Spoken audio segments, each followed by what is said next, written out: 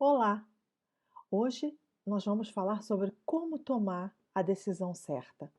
Muitas são as pessoas que têm me enviado perguntas por e-mail e a maioria delas tem dúvida se estão ou não a fazer a coisa certa, se estão ou não a tomar a decisão mais assertiva sobre cada situação. E é sobre esse tema que eu quero falar com vocês hoje.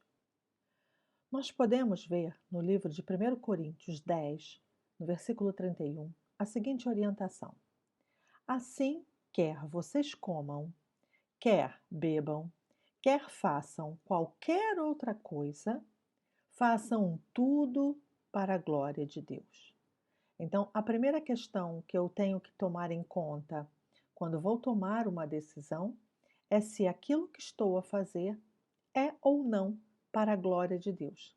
Porque, de repente, a minha decisão pode ser, a minha escolha pode ser para o meu benefício próprio somente, pode ser que eu vá prejudicar o meu próximo com aquela decisão, ou que eu vá perder a minha paz, criar algum problema para o meu seio familiar, para a minha convivência familiar, para a minha convivência entre amigos. Enfim, quando eu for tomar alguma decisão, tem que haver paz nesta decisão. Caso contrário, Deus não está ali. E por que eu afirmo isso? Porque se eu fizer alguma coisa que não seja para honrar a Deus, eu vou estar indo contra os meus próprios princípios, que é amar a Deus acima de todas as coisas e amar ao próximo como a mim mesma. Então, tudo que eu for fazer, todas as minhas escolhas, as minhas decisões, eu tenho que ter Deus na frente, para que Deus controle aquela situação e eu seja então bem-sucedida, o que quer dizer que eu tenha paz, que eu alcance paz naquilo que eu escolher. Está bem claro nesse versículo, nessa orientação de Paulo aos Coríntios, né, a cidade de Corintos, Paulo orienta que tudo que nós venhamos fazer, então que seja para a glória de Deus. Se nós somos cristãos, se nós servimos e seguimos a Cristo, a Deus, nós temos que fazer da nossa vida as nossas escolhas, as nossas decisões, que sejam todas para glorificar a Deus. Senão não faz sentido nenhum eu dizer ou apregoar que sou cristã. Então, a primeira questão para saber se estou a fazer uma boa escolha ou não é se aquilo que eu estou a fazer vai ou não glorificar ao Deus que eu digo servir, ao meu Pai, ao meu Senhor. E o que acontece normalmente quando temos que tomar alguma decisão é a dúvida se instaurar. É muito comum que a dúvida se instale na nossa mente na hora de tomar uma decisão ou de fazer alguma escolha. Nós somos humanos, nós não sabemos nem sempre se o que vamos fazer está correto ou não. Principalmente para aqueles que são novos convertidos, que ainda não têm um amplo conhecimento da palavra de Deus, de regras de conduta, mas nós somos conduzidos pelo Espírito Santo. E Jesus Cristo deixou bem claro que óbvio que nós temos os 10 mandamentos para seguir, mas Jesus Cristo resumiu tudo isso de uma maneira mais fácil para que haja pleno conhecimento, entendimento e até facilidade de concretização da nossa fé.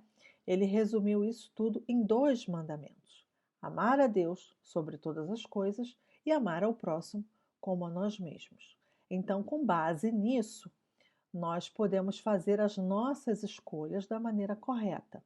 Então, quando você se vê diante de uma situação difícil, diante de uma escolha que você precisa fazer, você tem um tempo, você tem uma pressão, você precisa realmente resolver algum dilema e você não sabe o que fazer, nós temos a orientação que está escrita em Tiago, no livro de Tiago 1, no versículo 5, está dizendo claramente que quem deseja de sabedoria, precisa de sabedoria, peça a Deus e Ele vai dar o entendimento.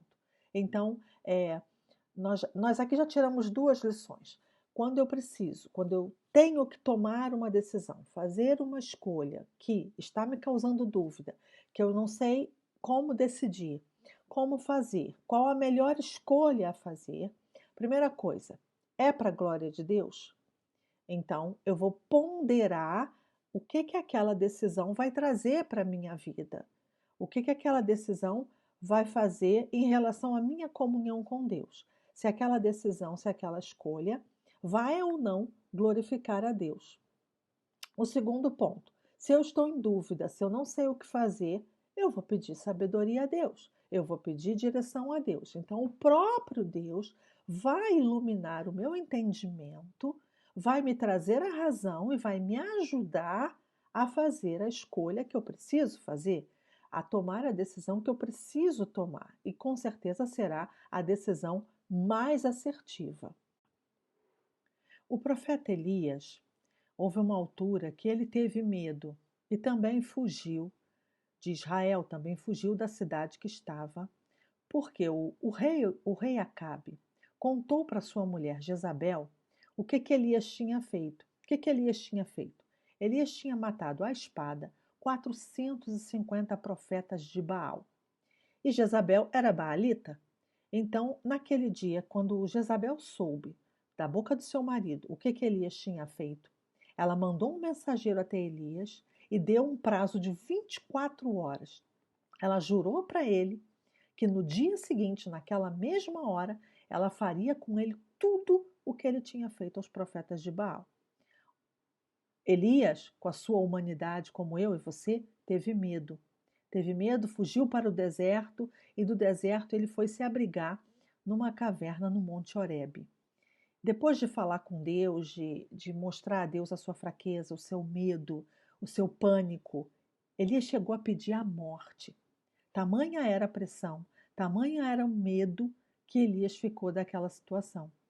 Veja que não é porque eu tenho não é porque eu tenho feito grandes obras, não é porque eu tenho feito coisas maravilhosas que eu não sinta medo.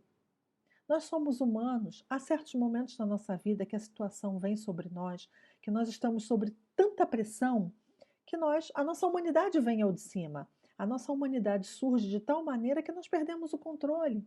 O desespero toma conta e nós ficamos sem saber o que fazer, qual decisão tomar. Isso aconteceu ao profeta Elias, como pode acontecer a mim, a você, a qualquer um de nós. Então, o que fazer nessa hora? Vamos seguir o exemplo do profeta Elias. O que ele fez nessa hora? Ele orou a Deus, ele pediu a morte. Um homem que tinha matado 450 profetas à espada, tamanho o seu desespero que ele pediu a morte. Mas Deus disse para ele: calma, não, você não vai morrer ainda não. Eu vou descer e vou falar contigo. E foi aí que ele pensou. Ele ficou dentro daquela caverna à espera de que Deus descesse para falar com ele. E de repente veio um vento tão forte, que ele pensou: é Deus. E aí ele saiu da caverna para espreitar, para ver se Deus estava ali para falar com ele. Ainda não era Deus. A seguir a isso, a terra tremeu. Abalou tudo, todas as estruturas. Ele ficou ali com medo dentro daquela caverna. Depois saiu para espreitar quando aquilo tudo acalmou, porque ele pensou: agora Deus está aqui. Deus ainda não estava no terremoto. Deus não estava no vento forte. Deus não estava no terremoto. Foi quando veio o fogo. Diante daquele fogo, Elias também achou que Deus pudesse estar ali, porque eram grandes manifestações da natureza.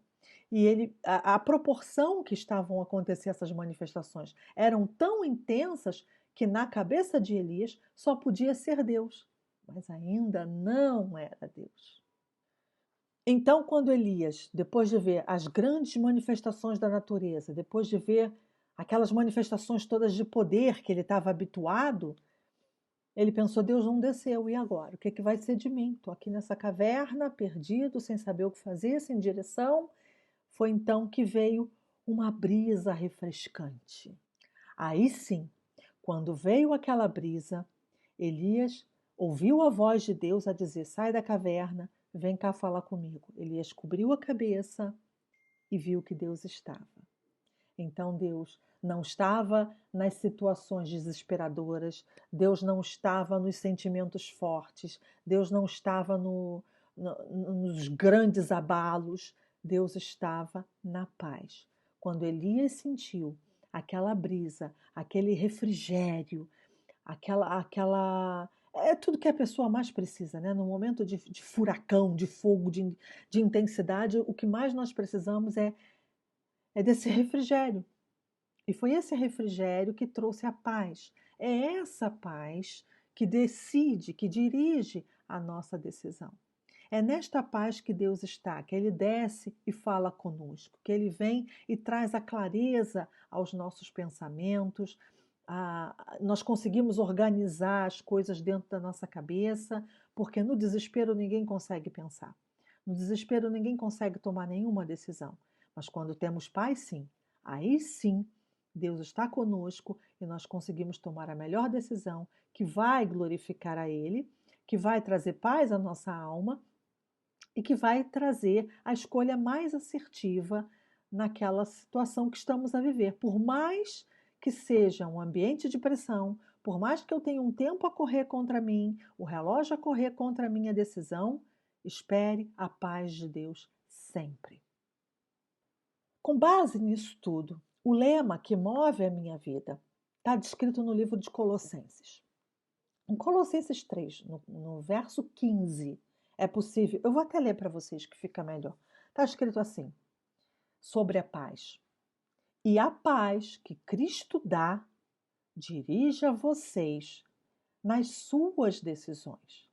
Pois foi para essa paz que Deus os chamou, a fim de formarem um só corpo e sejam agradecidos. Para mim, na minha vida, o que eu costumo orientar e respondendo a tantos esses e-mails que foram me enviados, acerca de como tomar a melhor decisão, o que fazer no momento de decisão sob pressão, tem que ter paz. Tem que ter paz. Se você não tem paz, se você não está equilibrado, se mexeu com o teu emocional, se mexeu com a tua estabilidade, se você está com dúvida, Deus não está ali. Então, ore a Deus, veja a situação de fora. Aí você diz, mas Jana, X pessoa está me pressionando por essa resposta. Mas Jana, o meu tempo está acabando. Jana, eu não sei o que fazer. Peça a Deus. Faça uma oração. Peça sabedoria, como orienta Tiago. Peça sabedoria que Deus vai te dar o entendimento certo para você tomar a melhor decisão. E essa decisão tomada com paz, essa escolha que você vai fazer tomada com paz, vai sim glorificar a Deus. Tá bem? Eu espero ter respondido a sua questão. Que a paz que Cristo dá te dirija nas suas decisões e te oriente para todo o entendimento que você precisa na sua vida. Deus abençoe a todos. Espero ter ajudado e até a próxima oportunidade.